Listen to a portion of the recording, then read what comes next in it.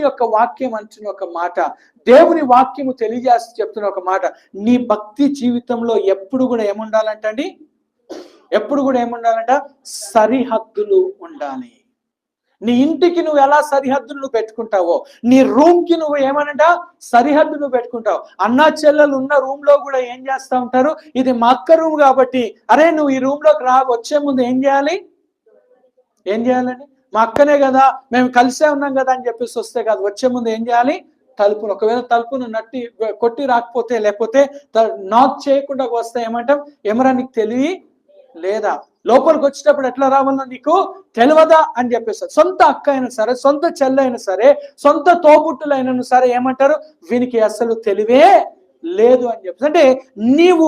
నీ సొంత వాళ్ళతోటే ఒక బౌండరీని నువ్వు ఏర్పాటు చేసుకున్నప్పుడు, నీ యొక్క విశ్వాస జీవితంలో కూడా నువ్వేం చేయాలంట, ఒక సరిహద్దును